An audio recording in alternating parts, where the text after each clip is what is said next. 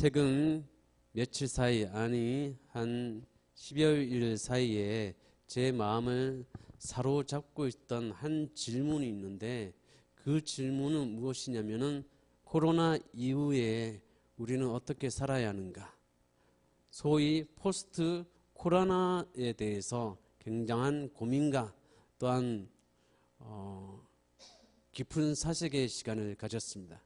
그래서 저는 제 생각보다는 세계 석학들은 어떻게 말하고 있고 세계적인 학자들은 이 코로나 이후에 대해서 어떻게 말해주고 있는가에 대해서 저는 열심히 찾아보기 시작했어요. 가장 쉬운 방법이 이 동영상, 이 인터넷에 떠오른 이 동영상을 여러 편을 보았습니다.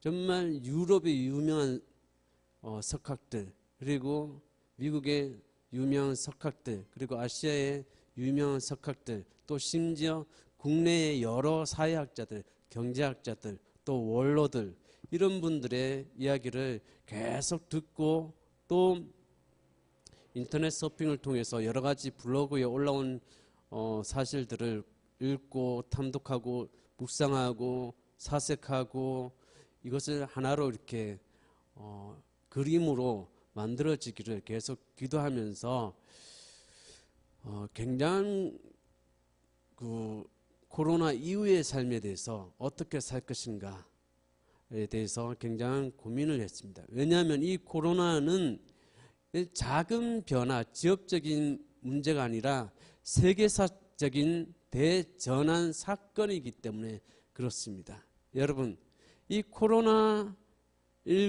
이전으로 돌아갈 수 있을까요? 많은 세계적인 석학들과 학자들은 결코 인류는 코로나 이전으로 돌아갈 수 없다고 말해주고 있습니다. 암울한 소식이죠. 그래서 어떤 사람들은 21세기는 진정한 의미로 2020년에 시작되었다라고 말해주고 있어요. 2020년에 코로나가 전 세계적으로 영향을 끼치는 팬데믹이 되었잖아요. 근데 이 팬데믹이 그냥 단순한 역병, 단순한 전염병이 아니라 우리 인류의 삶을 완전 송두리째 바꾸는 것입니다. 팬데믹이 이때까지 전 세계적인 유행병인 팬데믹이 올 때는 한 번, 두 번으로 끝나는 게 아니고 최소한 3번을 거치고 난 다음에 이게 사그러지는 거예요. 지난번에 있었던 그 에볼라도 지금 백신이 없잖아요. 백신이 없고, 우리가 잘 알고 있는 에이즈도 사실상 이 백신이 없고 치료제가 있는데 그 치료제는 그냥 증상을 완화시키는 정도예요. 근데 이 코로나는 거기에다가 더 교묘한 거예요. 처음에는 이게 퍼질 때는 감기보다 이 약한 정도로 이렇게 퍼져요. 별 그냥 기침하고 좀 호흡이 곤란하고 그 정도로 가다가 알게 모르게 증상이 있는지 없는지 모르게 이렇게 퍼지고 난 다음에 어느 정도 시간이 지나면 이제 자기 본색을 들여요. 그래서 굉장히 영악한, 그리고 사람을 완전히 죽여버리는 거예요. 숙주가 죽을 때까지 계속 머물렀는데, 대개는 어떤 바이러스는 숙주가 죽을 때까지, 숙주가 죽으면은 바이러스도 사라져요. 그런데 어떤 바이러스는 이 숙주가 죽어도 다른 데로 퍼질 수 있는 그런 것으로 자꾸 진화가 되는 거예요. 이 코로나가 그런 가능성을 가진 아주 무서운 전염병이라는 거죠. 그런데 2020년에 진정한 의미의 21세기가 시작되고, 또 뉴욕타임즈의 토마스 프리디언이 세계는 코로나 이전과 코로나 이후로 바뀔 것이다 할 정도로 이것은 단순한 사건이 아니고 세계사적으로 완전 대전환을 시키는 그러한 사건이에요. 이것이 나의 삶과 전혀 상관없느냐? 아니에요. 완전히 모든 전 지구적으로 영향을 끼치는 일이 될 것입니다. 한마디로 해서 코로나 제너레이션, 그리고 코로나 이후에 경험하고 있고 그 시대를 통과하고 있는 우리 인류를 향해서 코로나 사피엔스라고 부르고 있습니다. 하나님은 우리를 창조하셨잖아요. 그래서 창조하셨는데 이 창조가 그냥 일직선상으로 된 것이 아니고 이 여러 가지 변화를 통해서 하나님의 뜻을 이루어가는 것을 우리가 볼 수가 있습니다. 세계적인 미래학자인 엘빈 토플러가 수십 년 전에 이 인류는 크게 세 가지의 이 파도 웨이브를 통해 가지고 인류의 삶이 송두리째 바뀌었다고 말해주고 있습니다. 첫 번째는 신석기 혁명.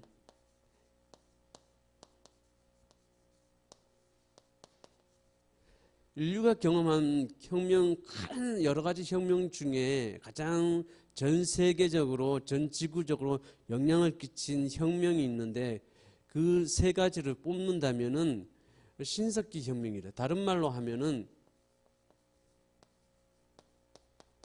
농업혁명이라고 말해줄 수 있습니다. 농업혁명.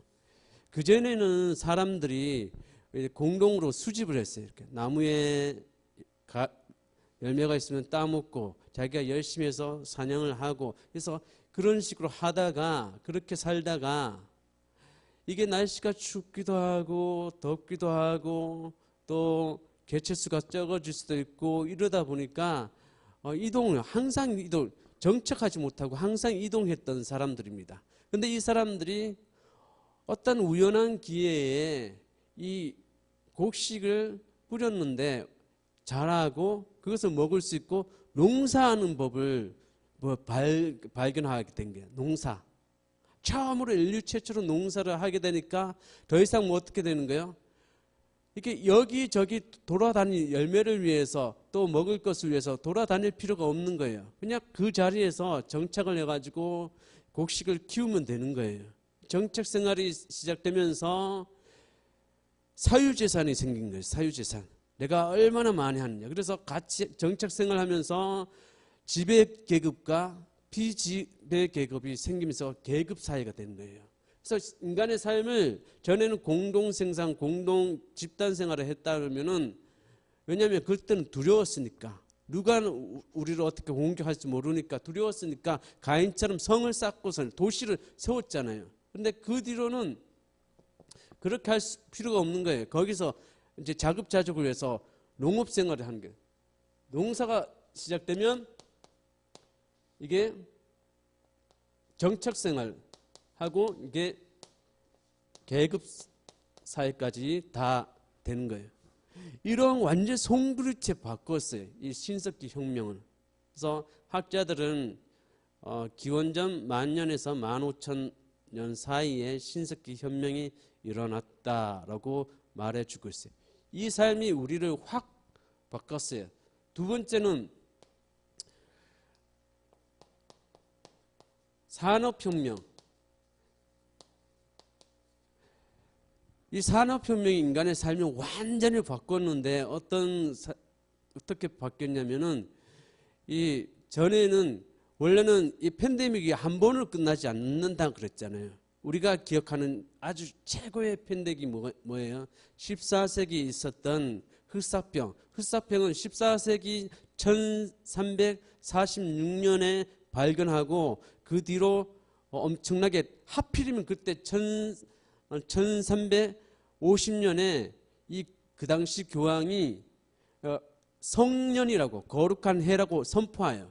이 로마에서 이 거룩한 해라고 선포하면은 이 많은 그리스도인들이 이 로마의 성지 순례를 하러 오는 거예요. 오는데 원래는 100년에 한 번씩 이렇게 모여서 성지 순례를 하고 거기서 죄를 회개하며 고해 성사를 하면은 모든 죄를 사해 주는 그런 엄청난 해예요. 그런 성년 거룩한 해 그것을 100년에 한 번씩 해왔었는데 이 교황이 그러면은 돈이 들어오지 못하잖아요. 물질이 안 들어오잖아요. 그래서 바꿨어요. 어떻게? 50년에 한 번씩 온다. 그래가지고 1350년에 그것을 발표하다 보니까 1346년에 발견하고 몽고인들이 와가지고 자기가 병들어가지고 전쟁을 했는데 이 제네바에서 전쟁을 하고 막 그 했는데도 크림반도에서 전쟁했는데도 되지 않으니까 점점 자기들이 아픈 사람이 있으니까 그 아픈 환자들을 유럽 사람들을 던졌어요. 던지니까 이게 뭐야? 그러면서 정리하다가 이 흑사병이 폭발적으로 났는데 그러다 보니까 사람들이 어떻게 됩니까?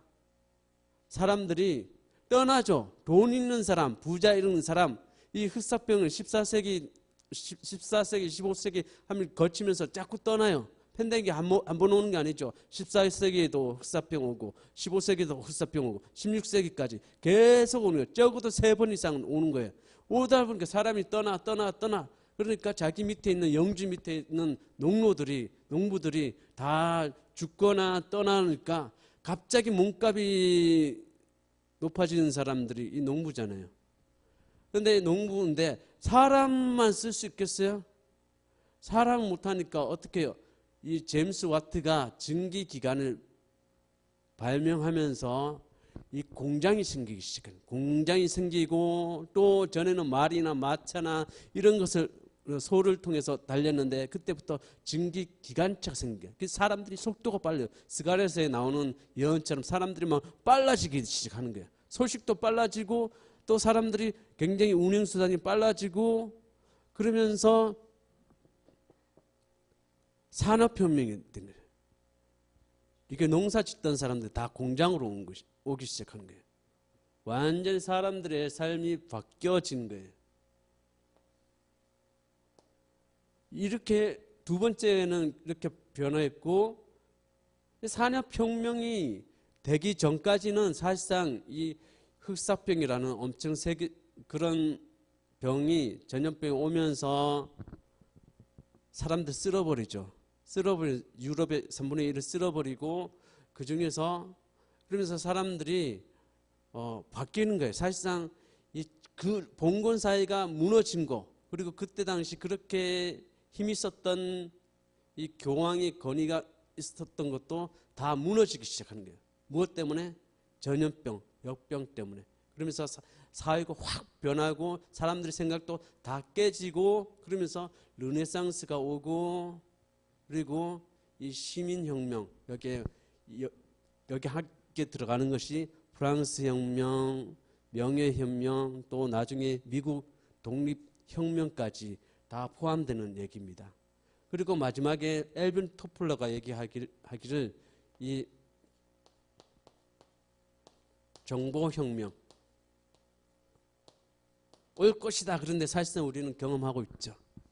엄청 정보혁명이 일어나면서 사람들은 이 자리에 있으면서도 저 바닥 건너 사람들의 소식을 들을 수 있고 이제는 이 우리가 폰 하나에 모든 것 이것을 통해서 은행 거래도 가능하고 이것을 통해서 사진도 찍기도 하고 게임도 하고 여가 생활도 하고 다 할 수 있는 정보를 다 가진 것이에요. 전에는 어느 동네에 몇 명이 확진자가 생겼는지 모르죠. 그 알아도 천천히 알게 되죠. 그런데 지금은 앉아서도 미국에 지금 확진자가 몇 명이 있고 지금 완치자가 몇 명 있고 지금 어느 도시에서 더 심해졌는지 적어졌는지 이 자리에서 다 알 수 있게 된 게 뭐예요? 다 이 정보혁명을 통해 가지고 지금 일어나고 있는 거예요. 이 세 번의 웨이브, 이 세 가지의 물결이 우리 삶을 확 바꿔놓는데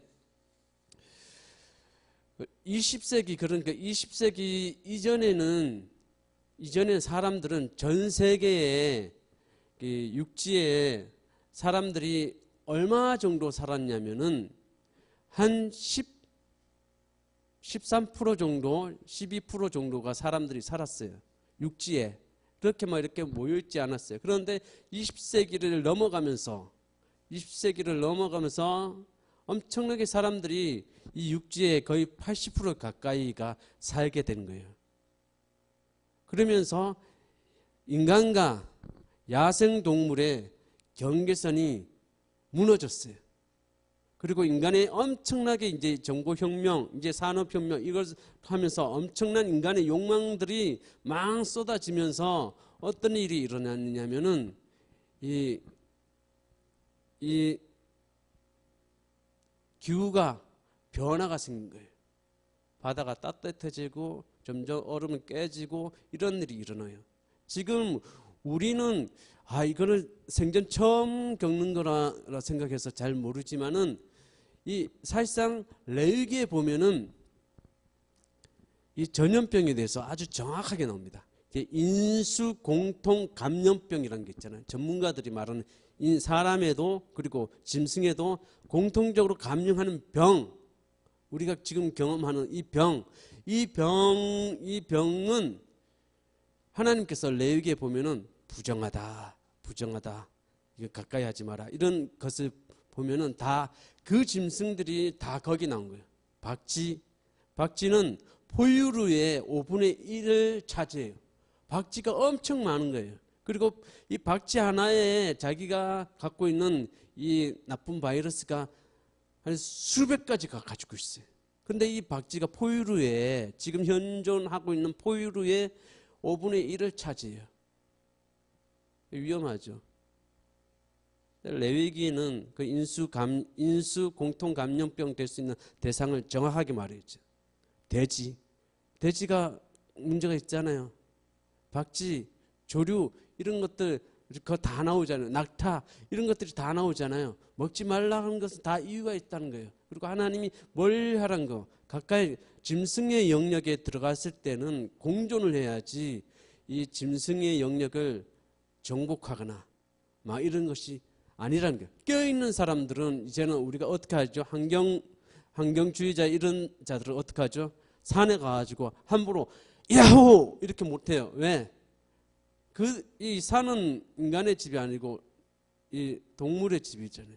남의 집에 들어가지고 야호 그러면은 막 깨는 거잖아요. 그래서 요즘에는 산에 가서 야호 하면 벌금 받습니다. 이제 조금씩 사람들이 의식이 깨어지는 거죠. 어쨌든 이렇게 송두리째 변하면서 그러면은 전혀 이제 달라지죠. 그래서 사람들이 이제 산업혁명 통해서 전에는 사람들이 넓게 이렇게 퍼져 있었단 말이에요. 그런데 지금은 다 도시로 폭발적으로 사람들이 이제 도시로 가는 거예요. 내가 도시에 살지 않아도 큰 병 걸리면 어디 가요? 대도시에 가가지고 병 가죠. 도시와 뗄래야 뗄 수 없는 이 도시화가 아주 가속도를 붙이고 있는 것이 지금 변화예요. 근데 이것이 지금은 더 코로나로 인해 가지고 완전 또 바꾸어 놓는데 어떻게 바꾸어 놓느냐에 대해서 여러분 그러면 우리가 도대체 어떻게 살아야 하는가? 첫 번째는 제가 기도하면서 공부를 하고 책을 읽고 여러 영상을 보면서 세계 석각틀과 그리고 학자들 얘기 들으면서 심각성을 가지고 봤는데도 어떻게 합니까? 그러면 어떻게 교회는 살아야 하고 서바이벌 해야 하고 생존해야 하고 그리고 어떻게 살아야 합니까? 이런 질문을 했을 때 주시는 첫 번째 말씀은 무엇이냐면은 바로 두려워하지 말라라는 거예요. 세상에 많은 사람들은 코로나 포비아, 코로나 때문에 갖는 공포, 그리고 코로나 블루, 코로나 때문에 갖는 우울함 이런 것 때문에 힘들어하죠. 그럼 우리 똑같이 코로나를 두려워하고 이 전염병을 때문에 우울해해야 하느냐?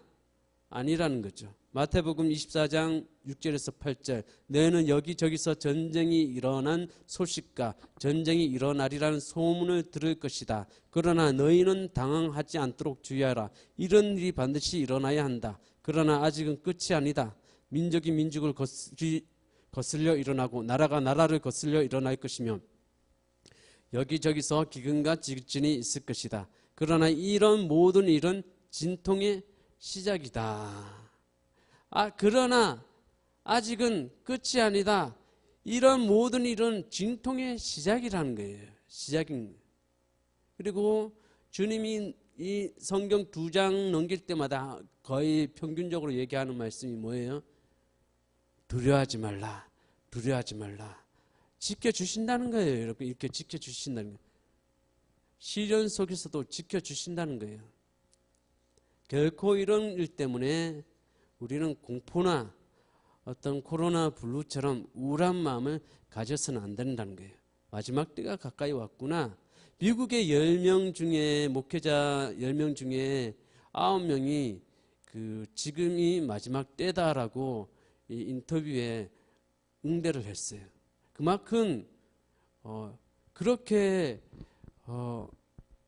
좀 미국 목회자들이 그렇게 뭐 이렇게 마지막 때에서 예민하거나 이러지 않는데도 불구하고도 그 사람들마저도 또 지금이 사는 것이 바로 어쩌면 마지막 시대에 한 퍼즐을 우리가 맞추고 있지 않는가 이런 의구심을 다 가지고 있어요. 그 뒤로 어떻게 될지 우리가 보는 거죠.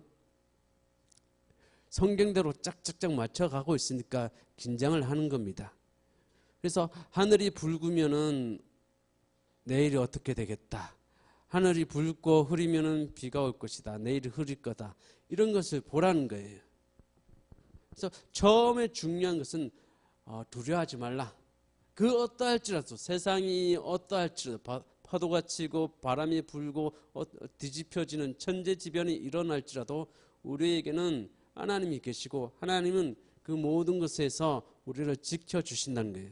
또 시편 23편 4절 내가 비록 죽음의 그늘 골짜기로 다닐지라도 주님께서 나와 함께 계시고 주님의 막대기와 지팡이로 나를 보살펴 주시니 내게는 두려움이 없습니다.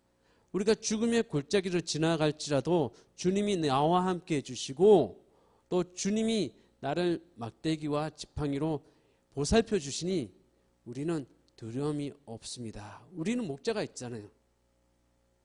여러분 목자가 있잖아요. 목자 예수 그리스도가 있잖아요. 그렇기 때문에 여러분 두려워할 필요가 없어요. 좀 불편할 뿐이지 좀 많이 불편할 수도 있어요. 그러나 두려워할 필요는 없어요.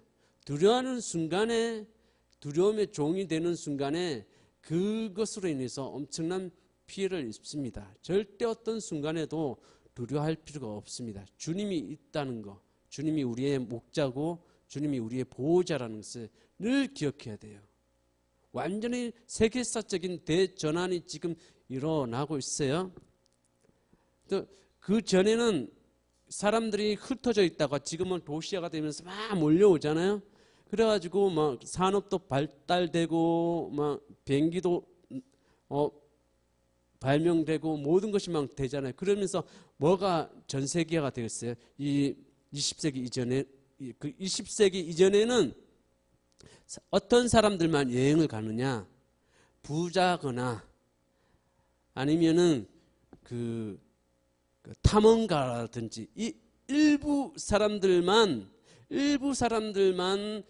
세계 여행을 다녔어요. 그런데 20세기 진정한 의미의 20세기는 언제부터라고요? 1차 세계대전 이후로부터. 그래서 1919년 이 1차 세계대전이 언제 끝났어요? 1918년 11월 달에. 그래서 진정한 의미의 20세기는 1919년부터 시작되는 거예요. 또 진정한 의미의 21세기는 언제부터 시작된다고요? 2020년. 많은 사회학자들, 경제학자들, 그리고 미래학자들이 이렇게 지금 분석하고 있어요. 그래서 우리는 그냥 사피엔스가 아니고 코로나 사피엔스, 뉴 노멀 시대를 살고 있는 사람들이라는 거예요. 그전에는 몇몇 사람들만 일부 소수 사람들만 여행 다녔지만은 20세기를 이후로부터 모든 사람들, 평범한 사람들도 해외여행을 다닐 수 있는 시대가 되는데 이 코로나 시대에는 많은 사람들이 다시 돌아간 거예요. 누가 지금 해외여행을 합니까? 정말 일 아닌 이상, 정말 비즈니스 일 아닌 이상 함부로 다른 나라에 가지 않아요. 그래서 다시 성곽을 세우는 시대가 되었단 말이에요. 그럴지라도 우리가 전에는 마음껏 할부했는데 지금은 갈 수 없잖아요. 그럴지라도 우리가 기억해야 할 것은 두려워하지 말라라는 주님의 말씀입니다. 두려워하지 말라는 거예요. 두 번째 주시는 말씀은 준비하라는 거예요. 준비하는 거예요. 야, 그냥 이게 단순한 지역적인 그런 사건이 아니라 세계사적인 대전환이 되는 사건을 우리가 맞이하고 있구나. 이거를 세계 석학들, 학자들, 사회학자들, 경제학자들, 미래학자들 이런 사람들 이구동성으로 얘기하고 있잖아요. 과학자들도 얘기해요. 그 중에서 우리가 제일 유명한 과학자가 우리가 누구나 다 아는, 과학을 모르는 사람도 아는 스티븐 호킹 박사가 몇 년 전에 그런 말도 했잖아요. 2020년에는 달에 사람을 보내야 한다. 우리가 1960년 아폴로 60년대에 아폴로호를 보내놓고 거기서 쭉 아폴로가 살았나요? 아니죠. 일주일 만에 돌아왔잖아요. 조사를 하고 일주일 만에 돌아왔잖아요. 그렇죠? 그리고 올해 2020년에는 화성과 지구가 가장 가까워지는 해예요. 그래서 올해는 화성에다가 보내요. 그런데 거기가 한 6개월, 7개월 정도 걸려 가는 데만. 근데 어쨌든 그런데 이 스티븐 호킹 박사가 2020년에는 달에 사람을 다시 보내야 한다. 그리고 기지를 만들고 그리고 또 거기서 해가지고 화성에다가 또 사람들을 보내야 한다. 왜?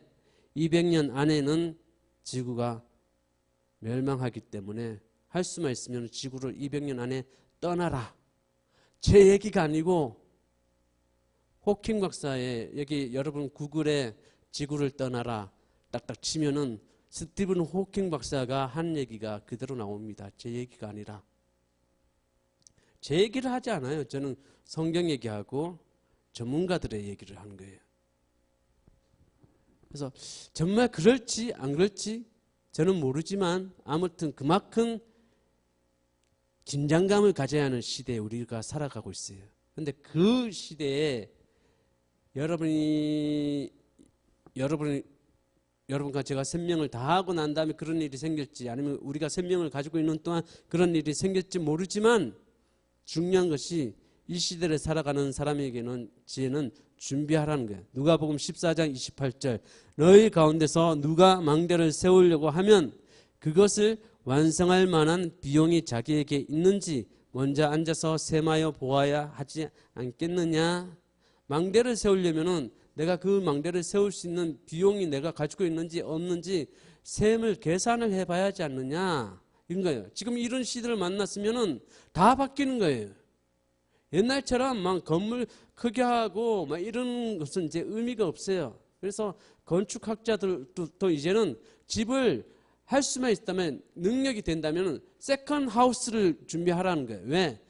평상시 때는 도시에서 첫 번째 집, 퍼스트 하우스, 첫 번째 집에 살고 있다가 나머지 3일은 세컨 하우스, 저기 지방에 시골 같은 데 가라는 거예요. 사람들이 붐비지 않는 것은. 자꾸 그렇게 되는 거예요. 왜 인더스 문명, 이집트 문명, 그리고 뭡니까? 메소포타미아 문명, 그리고 항아오 문명 이런 데가 발달됐냐? 물이 있고 그리고 또 특징이 뭐죠? 이집트하고 메소포타미아 문명은 건조 기후 있잖아요. 왜 거기 하필이면 그런 데 있을까요? 다른 데도 물이 있잖아요. 근데 왜 거기만 문명이 발달됐을까? 역병 때문이에요. 건조하기 때문에. 건조한 데 있으면 조금이라도 덜 부패가 되잖아요. 아니, 빨리 끝나잖아요. 그러니까 건조한 것을 통해서 거기서 수로가 발달됐어요. 그래서 문명이 발달되고 유럽의 중심 도시인 프랑스의 파리가 왜 그 유럽의 중심 도시가 됐느냐? 하수도가 발달되다 보니까 역병이 잘 덜 걸리는 거예요. 전에는 하수가 없을 때는 막 깨끗한 물, 구정물 다 섞였잖아요. 그런데 하수가 발달되니까 깨끗한 물, 더러운 물 분리를 시키니까 더 시키는 거예요. 다 이유가 있는 거예요. 그래서 우리가 그렇게 준비를 해야 하는데 구체적으로 어떻게 준비를 하냐면은 우리가 경험했잖아요. 첫 번째는 뭐냐면은 uncontact, 즉 접촉하지 않는 이 준비를 우리가 구체적으로 해야 돼요. 그냥 준비하자 그럼 막연하잖아요. 교회도 준비하고 개인도 준비해야 하는데 여러분의 직업을 앞으로 우리 아이들은 우리 자녀들은 앞으로 어떤 직업을 해야 되고 50년 뒤, 30년 뒤, 20년 뒤에 사라지는 직업이 뭔지 지금 아무리 지금 예를 들어서 삽질을 열심히 하면 뭐해요? 갑자기 10년 뒤에 포크레인이 발명돼가지고 한 번 포면 다 되는데 평생 나는 삽질만 배워하고 삽질만 기술 근데 그걸로는 못 먹고 못 사는 거죠. 포크레인 한 번 생기면 아무 무의미한 것처럼 앞으로 세계가 과거를 읽고 현재를 분석하고 미래를 준비하는 것이 지혜로운 사람이에요. 그래서 첫 번째를 우리가 경험했잖아요. 이 uncontact,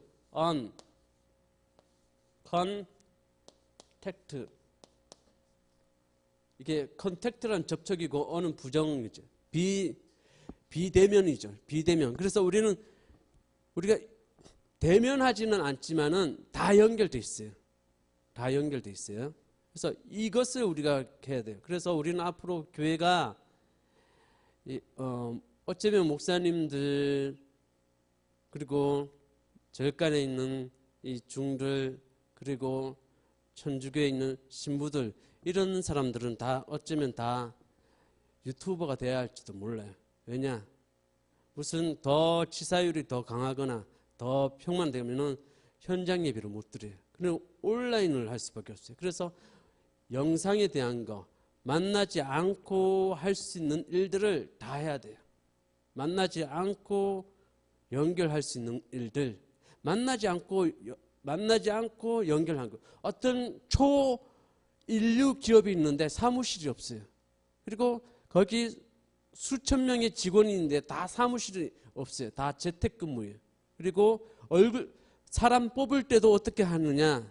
절대 뭐 얼굴 보고 뭐 이력서 넣고 이런 거 아니에요. 그냥 그 자기 실력 그냥 그것만 보내는 거예요. 그래서 그 중에서 한 5개월 정도 하고 이렇게 하는데 그럼에도 불구하고 얼굴을 안 맞대는데도 사무실이 없는데도 그 회사가 수조 원이 나와요. 그것이 지금도 가능하듯이 앞으로는 준비해야 하는 거예요. 교회도 준비하고 개인도 준비하는 거예요. 접촉하지 않으면서도 연결할 수 있는 거. 그거를 준비를 해야 돼요. 우리로서는 현실적으로 온라인, 영상 이런 것에 미디어 이런 것에 많이 투자를 해야 돼요. 두 번째는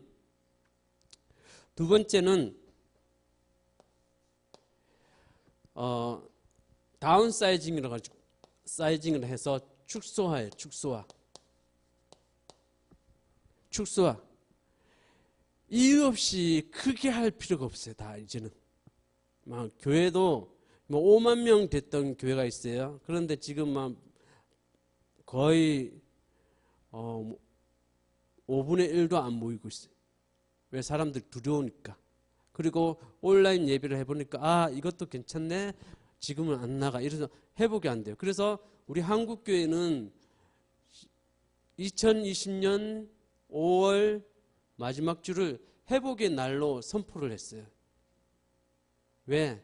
그날을 선포해서 그 전까지 할 수만 있으면은 사람들을 현장 예배로 이렇게 회복시키고 또 하나님이 우리를 회복시킬 것이라고 선포하는 이 초교파적으로 지금 그 일을 하고 있어요. 그래서 우리는 뭐 100%니까 모였다 그러면 100%니까죠. 그래서 100%인데 다른 교회 사정은 다르다는 거예요. 덩어리가 크고 덩어리가 크면 뭐예요? 유지하는 비용도 많죠. 재정도 많이 들어가죠. 건물도 크죠. 건물이 그냥 나옵니까? 전기세 나가고 물세 나가고 또 직원들 인건비도 내주고 막 이래 하잖아요. 그러니까 그런 짓을 하지 마라. 공룡 같은 일을 하지 마라. 공룡이 왜 멸망했어요, 여러분? 세상이 변했는데, 기후가 변했는데 준비를 안 하죠. 그러면은 이 빙하기에 변화를 준비하지 못한 이 공룡은 아무리 모든 세계를 지배했던 공룡이라 할지라도 멸망해요. 지금 이 시대는 공룡처럼 내가 제일 크다? 이렇게 하면은 죽어요. 변화하지 않으면은 공룡처럼 멸종해요.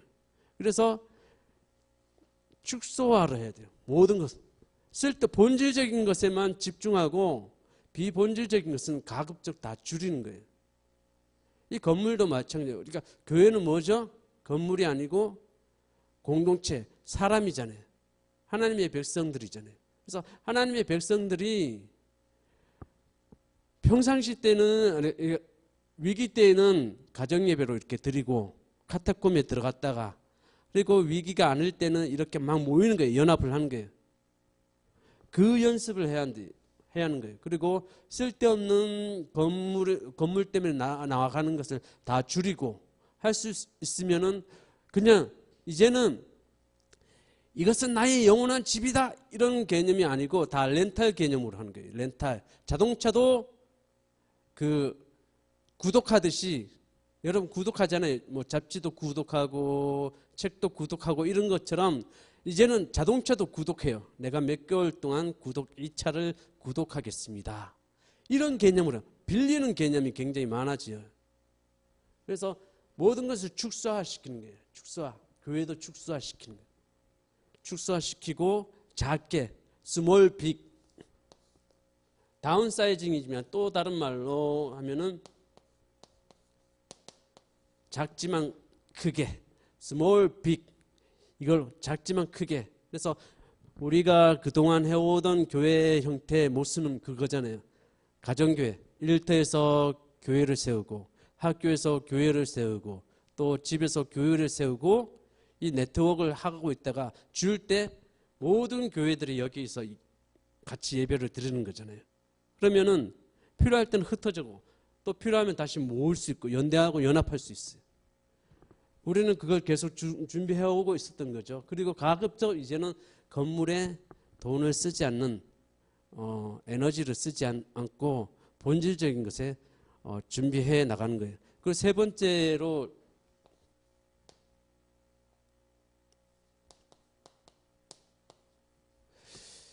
번째로 중요한 것은, 그러면 뭐가 제일 중요하냐? 생명이 제일 중요해요. 그래서 앞으로 직업을 갖더라도 이런 거 가지면 안 됩니다. 예를 들어 가지고 요즘에 가장 타격받은 게 뭐죠? 항공 쪽으로. 앞으로 전쟁, 지금도 그렇지만 전쟁, 지진, 기근 있으면은 비행기가 뜰 수 있어요? 못 뜨세요? 못 떠요, 여러분. 자꾸 봉쇄를 한대요. 락다운이라고 했죠. 제재한다 그래가지고. 락다운 시키는데, 그러면 항공적으로 이 여행업, 그리고 영화, 사람들이 많이 모여서 이윤을 낼 수 있는 이런 영화 산업, 그 영화 산업은 어떻게 해야 돼요? 어떻게 전환시켜야 돼요? 넷플릭스처럼 그냥 집에서 마음껏 볼 수 있는 서비스로. 그런데 이게 어느 정도 될 수 있는 단계가 있고, 그런데 이것이 강 케이블이 끊겨지고 전기가 끊겨지면은 넷플릭스도 힘들어져요. 근데 이걸 다 할 수 있는 직업, 일터가 뭐냐? 하나님께 물어요. 제가 볼 때는 그때 대박치는 직종이 있다면은 목사직이 아니고 뭐냐면은 먹거리 산업이에요. 먹거리. 성경에 보니까 그때는 갑자기 값이 폭등해요. 평상시 때는 사람들이 그걸 지금 마스크 때문에 뭐 이렇게 싸우고 막 어떤 나라는 군대를 보내가지고 마스크 해외로 들어오는 것을 막 지키고 막 이렇게 하잖아요. 그런 것처럼 그때는 이 음식, 농업. 그래서 여러분 농부가 되는 것도 괜찮아요, 여러분.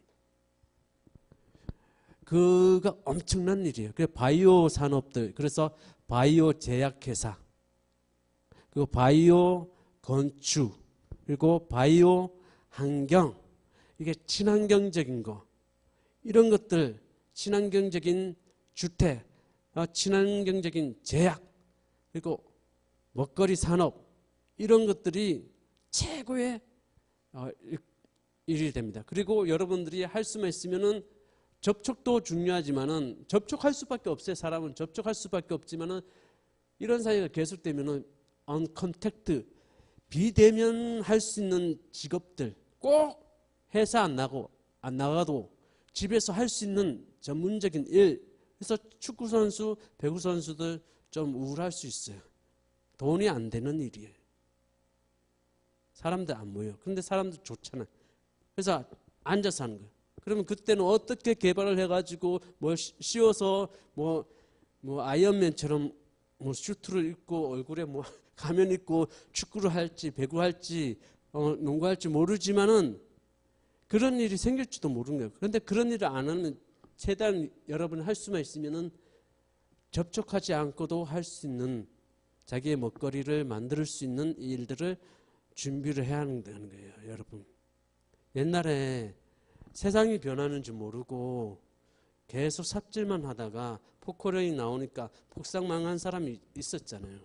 세상이 변하는 줄 모르고 그것만 열심히 했더니 뭐예요? 요즘 주판만 열심히 해요. 무슨 주판을 합니까? 주판은 합니까? 요즘 계산기가 있고 요즘 말로만 해도 계산 대신 다 해주는데, 그러니까 옛것에 집착하지 말고 과거를 읽고 현재를 분석하고 미래를 준비해서 여러분들이 준비를 하세요. 교회도 준비를 해야 하고 개인도 준비해야 돼요. 우리 자녀의 진로, 또 우리 자녀의 또 앞으로의 삶, 그리고 아내와 남편의 일터, 이 모든 것들이 어떻게 전개가 팍팍팍 바뀌어가는 것에 대해서 여러분 연구를 하시고 또 준비를 해야 돼요. 근데 우리가 사회학자만큼 경제학자만큼 미래학자만큼 세상의 트렌드를 잘 읽어내지 못하잖아요. 그래서 봐도 무슨 말이, 락다운이 무슨 말인지, 포노사피엔스라가 무슨 말인지, 뉴노멀이 무슨 말인지, 스몰 빅이 무슨 말인지 설명 안 해주면 모르잖아요. 요즘 뭐 설명해 주는 데가 많아서 다행이지만은 그럴 때는 어떻게 해야 돼요? 성경이 말해주고 있죠. 야고보서 1장 5절. 여러분 가운데 누구든지 지혜가 부족하거든 모든 사람에게 아낌없이 주시고 나무라지 않으시는 하나님께 구하십시오. 그리하면 받을 것입니다. 지혜가 부족하잖아요. 트렌드를 읽지 못하잖아요. 사회를 분석 못하잖아요. 그럼 어떻게 해요? 하나님께, 지혜를 주시는 하나님께 구해야 돼요. 그러면 하나님이 이거 하라 인도해 주실 거예요. 어떤 일을 할 때 굉장히 불편함이 느껴져요. 그러면 그걸 피해가면 돼요. 어떤 일을 하는데 굉장히 마음이 심쿵하고 마음이 움직여요. 그러면은 그 일을 하면 돼요. 그러니까 돕는 사람이 자꾸 붙어지기 시작합니다. 그러면 그 일을 하면 돼요. 여러분의 미래는 누구 손바닥 안에 있다? 하나님의 손바닥 안에 있어요. 이런 재난이 오고 난다면 반드시 재난 자본주의, 재난 국가주의, 큰 정부, 거대 정부 이런 것들이 학습되면서 또 다른 더 강력한 팬데믹이 오면 이것이 이 요한계시록에 나오는 대로 그대로 짝짝짝짝 맞춰질 거예요. 그래서 여러분들이 지금 필요한 것은 깨어서 준비하는 거. 아, 바뀌구나. 그냥 축구 좋은데 축구 선수 되면 안 돼. 비대면으로 축구할 수 있는 거. 돈은 또 벌어야 하는데 돈이 안 될 수도 있습니다. 교회 사람들 옛날처럼 뭐 몇만 명, 몇십만 명 오는 교회처럼 뭐 70만 명, 5만 명 이거 가능할까? 힘듭니다. 앞으로. 유지하기 힘듭니다. 그 몸 사이즈 하려면. 다운사이징 해야 합니다. 작지만 큰 거를 추구를 해야 돼요. 비본질적인 일에 투자하지 말고 본질적인 일에 집중해서 이 대면하는 거 하고, 대면해야 한다면은 어떻게 할 것이며 또 비대면하면은 어떻게 할 것인가, 이 플랜이 쫙 어느 정도 나와 있어야 돼요. 그래야만 살 수 있어요. 이 21세기 목회연구소에 있는 김대현 박사님은 이렇게 말합니다. 2020년 가을이 오면 작은 교회, 중소교회는 물론이거니와 이 초대형 교회들은 30%의 데미지를 입는다 그랬어요. 지금 우리는 지금 2위에서 지금 오늘 보니까 46위로 떨어졌어요. 그 정도에서도 이렇게 말했다면은 지금 미국은 지금 난리잖아요. 미국은 지금 어떻게 됐냐면은 미국은 다 필수 산업 빼고는 다 락다운 해라. 지금 봉쇄해라. 그래서 교회도 문 못 열고 있었어요. 그런데 어떻게 됐어요?